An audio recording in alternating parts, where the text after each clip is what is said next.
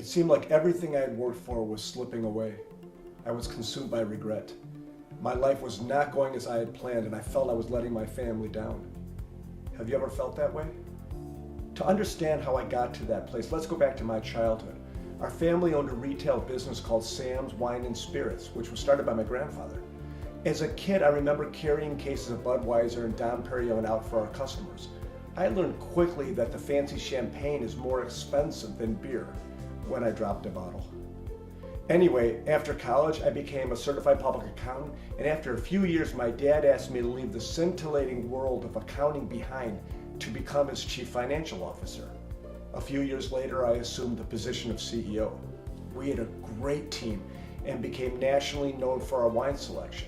In 2007, when it seemed like the right time, I sold the business. But was it the right time? After the sale, it wasn't like I had a giant money tree, but it was my financial high watermark. The business also represented the fruits of not just my efforts, but those of my father and grandfather before me.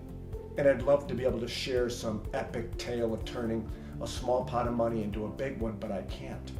You see, I received terrible financial guidance. My advisors failed to take stock of what was important to me. If there was a plan, it was way too complicated, too risky, and not right for my family. I should have paid more attention. You may have seen this coming. Everything from the sale was immediately invested in the stock market. Let me say that again, and I'll try not to gag like I'm having a strep test. Everything was immediately invested. As the markets were dropping that year, I was selling more and more just to pay my bills. I knew that doing this into such a precipitous decline was a terrible thing to do. The worst part was I knew there'd be less money left over for my sons in the future. Over time, I began to fight back. I thought there must be a better way. There must be better strategies for reducing taxes and investing money. Overall, just a better approach. So I educated myself.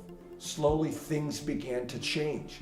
I began learning how to simplify my investment strategy. I began learning new ways to grow and protect my money. I began learning which financial tools would help me operate from a position of strength. Finally, I began feeling better about my future. Before long, I left the beverage industry behind because I had found a calling I was way more passionate about, helping people create safety, simplicity, and strength in their financial lives. Later, I created the Securement Retirement Success Method. A client once said, "Securement, that's a funny word. Does it hold my teeth in place?" I said, "No, John, it's better than that. Securement will hold your future in place." I'm often asked how I got from helping people find the perfect wine to helping them plan their retirement. It's simple, so that you don't have regrets. You may know the Frank Sinatra song, "My Way." There's a line in there, "Regrets, I've had a few, but then again, too few to mention." Well, this experience is definitely something I regret and something I want to mention and need to mention.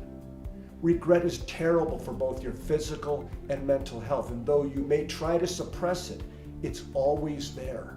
These days I have everything I want, a loving wife, a dog that adores me, and 3 sons who sort of like me. We live comfortably, and there's nothing that we want or need but don't have.